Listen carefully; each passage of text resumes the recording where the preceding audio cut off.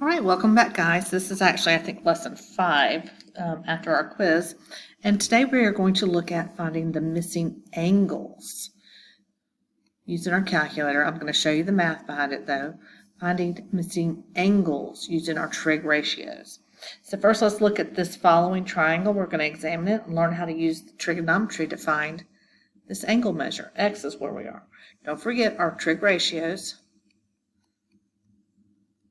So Katoa, or some old hippie came a-hopping through our apartment. Sine is opposite over hypotenuse, cosine is adjacent over hypotenuse, and tangent's opposite over adjacent.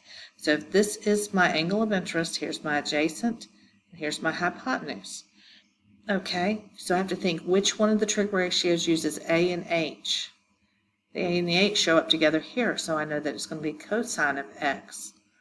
It's going to equal my adjacent over my hypotenuse, which is 10/11. Now, since angle is the angle we want to find, we're going to let that be our reference angle, or theta.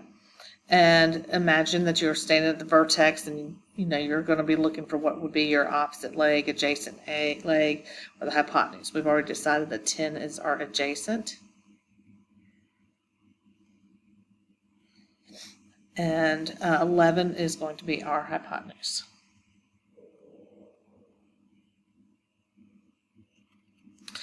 Okay, so label the triangle above, writing A for adjacent beside the 10 and H for hypotenuse beside the 11. We did that. We did not label the blank side of the triangle because we don't care to know the length of that side. We're looking for an angle measure. Okay, so again, there's the reminder of our trig ratios in abbreviated form. So we already decided we were going to use cosine, because it involves adjacent and hypotenuse. So cosine of our x, or theta, is adjacent over hypotenuse. So in our example, theta is our x value.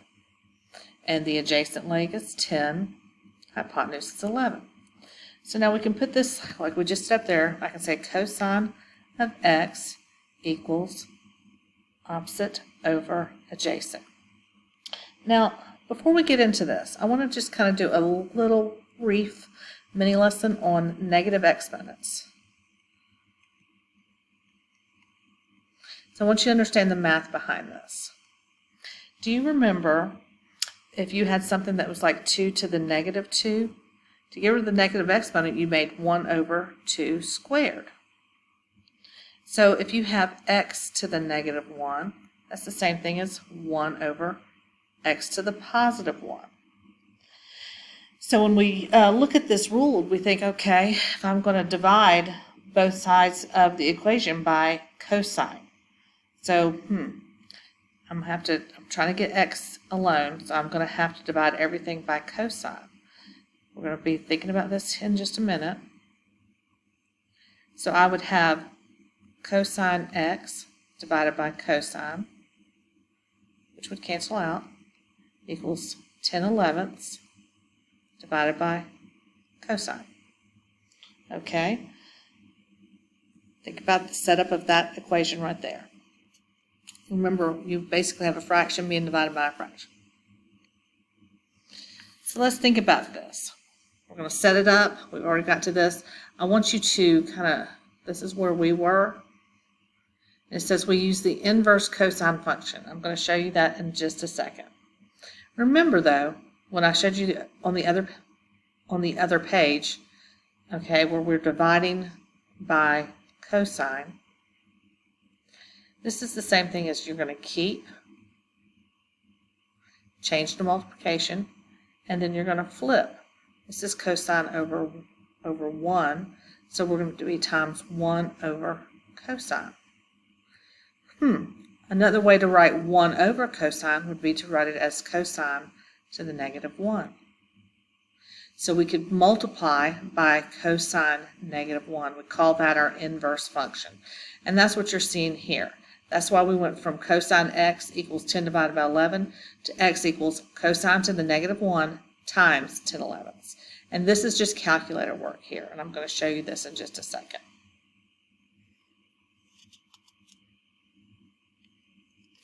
Okay, so in order to use the inverse functions or inverse trig functions in your calculator, you're going to first press the second button, and then you will press your needed trig function right here, which is your sine, cosine, and tangent. Then you will press your fraction button into your ratio values or your decimal. If it's given to you in a decimal, you won't use the fraction button.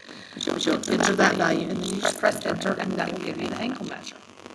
So let's take a look at some of these. Use the inverse function on the calculator to find the value of the following and round your answer to the nearest hundredth of a degree. So I want you to find cosine x equals, so this is facing cosine theta. So you're going to press the second button. Since you're looking for an angle measure, second and then a cosine. Only use the second button because you're looking for an angle, not a sine. You're going to do cosine. And then instead of the fraction button, it's been given to you, the fraction's already been converted to a decimal.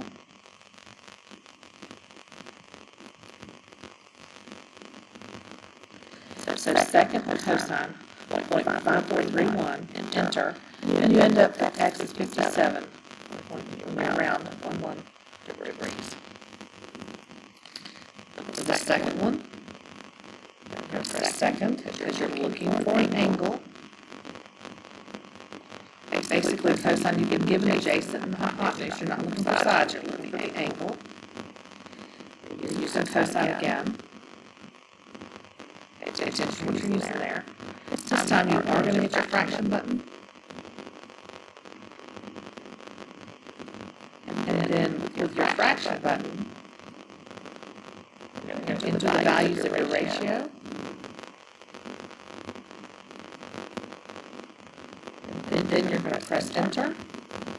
You end up at 72.08 degrees. Okay, let's just do a few more practice problems. Just use your calculator to find the following angles. So you're going to press the second sine. It's already been given to you as a decimal. So that theta, which is your angle,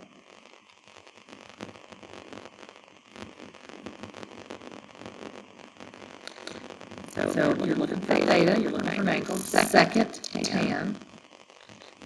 All these are angles. So you use that second button, and that's what gives you these inverses. So second, tan.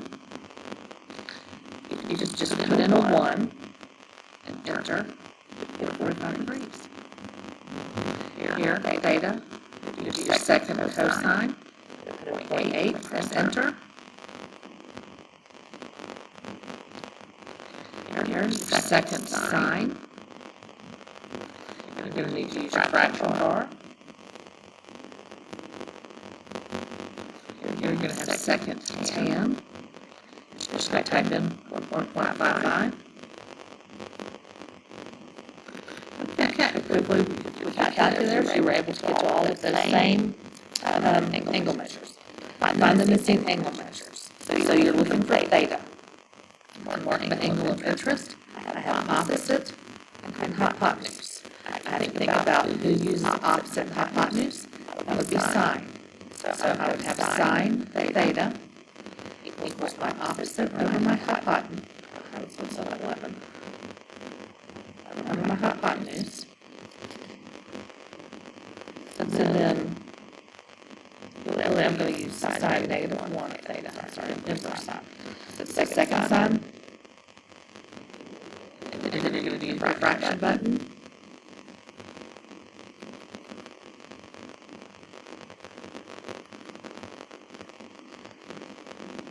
Next one, write your angle of interest, opposite, adjacent, hypotenuse. Adjacent hypotenuse is going to be your cosine. We're going to use your inverse because you're looking for the angle measure. And really and truly, we look back at our examples. We're doing a cosine at one time. So we're going to have our adjacent over our hypotenuse. And that equals our theta.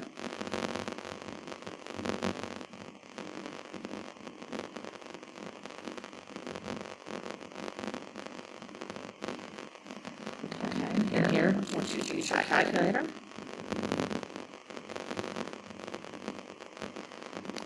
Okay. Mark your angle of interest. Okay, my opposite adjacent. So I'm going to be looking for an angle, so I'm going to use my inverse of my tan times my ratio. That equals my theta that I'm looking for. Use the calculator.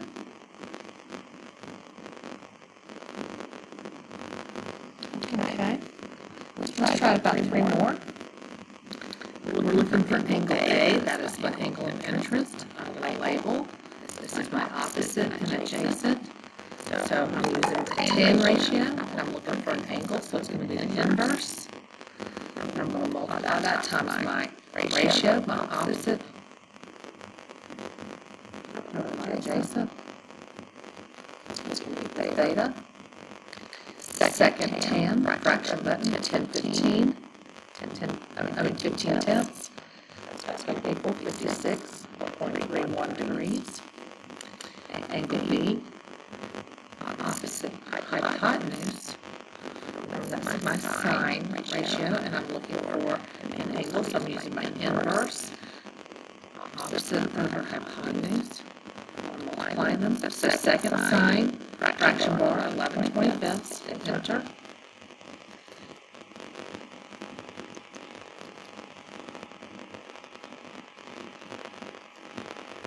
And then here I find angle B. So this is opposite adjacent hypotenuse. Adjacent hypotenuse is the cosine. I'm looking for an angle, so I'm using my inverse and multiply times my ratio.